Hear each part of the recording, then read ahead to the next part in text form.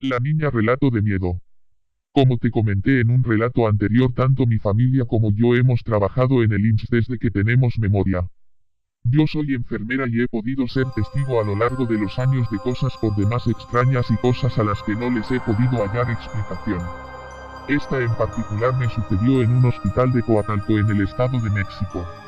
Me desempeñaba como asistente médica en el área de urgencias en aquel entonces.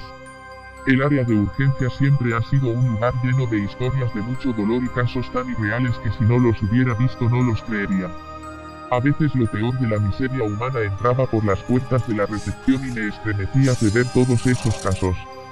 Con el tiempo te acostumbras a todo, pero hubo una ocasión en que todo eso cambió. Cierto día entró de emergencia una mujer con su hija, una pequeña de 3 años. La niña tenía fiebre alta y presentaba convulsiones debido a un cuadro grave de neumonía. Tristemente y a pesar de haberle suministrado los tratamientos necesarios, la menor falleció. Ese caso en particular nos tocó fibras sensibles a todos los que atendimos a la niña, por la situación de marginación quizás o por la empatía de todos los que teníamos hijos. Nos sentimos identificados. No era la primera vez que moría un paciente irremediablemente, pero este en particular no dejó un sentimiento de impotencia y tristeza. Al paso de los días, el caso aún nos entristecía y a menudo hablábamos de él. En ese lapso se comenzó a correr el rumor que la niña se aparecía en los pasillos del área de urgencias y los consultorios. Muchos compañeros médicos y personal de intendencia afirmaban que podían a veces ver cómo se asomaba por entre las esquinas y a veces pasaba corriendo rápidamente por el pasillo, causando estupor y miedo a quien la veía.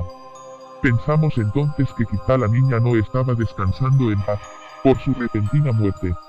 Otros en cambio no creían en nada de eso, decían que solo eran cuentos para asustar a los residentes y al personal nuevo que llegaba de tanto en tanto. Una de esas personas era un joven residente que acababa de llegar a la clínica para hacer sus prácticas en el área de consulta. Cierta noche que nos tocó coincidir en la guardia, salió a tema la muerte de la infante por neumonía al estar revisando expedientes viejos y casos recientes. Al ver el expediente de la menor, le fui contando cómo es que sucedió todo, el penoso fallecimiento y la subsecuente leyenda de que su espíritu aún rondaba los pasillos, en busca quizá de una luz que la condujera a su descanso eterno. El practicante, burlándose de mí y despotricando su escepticismo con soberbia, afirmó que los mentados fantasmas no existían. Con un gesto de impaciencia junto los expedientes y los llevó a uno de los consultorios donde se archivaban.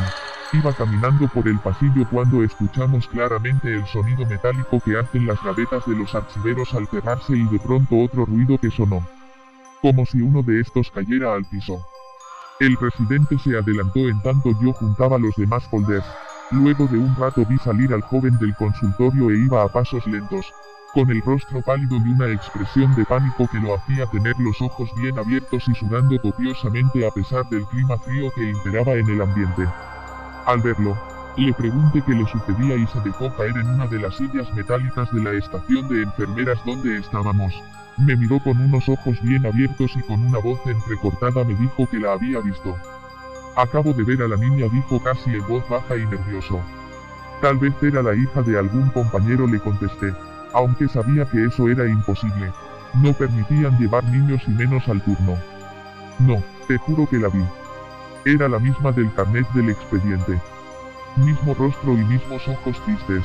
Cuando entré al consultorio, vi que todo estaba en orden y apenas iba al archivero cuando de pronto asomó su cabeza por entre los archiveros, mostrándome un rostro pálido y con esa expresión de tristeza que me dejó abrumado. Así como la vi se pasó enfrente de mí como si nada y rápidamente como si fuera levitando y desapareció ante mis ojos. Me quedé petrificado sin saber qué hacer. Mi mente se nubló hasta que te vi aquí.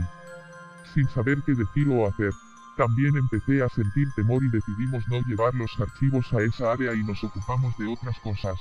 El residente, por el susto que se llevó, fue al área de urgencias para atenderse de la impresión y la presión alta que le generó su encuentro con la niña fantasma.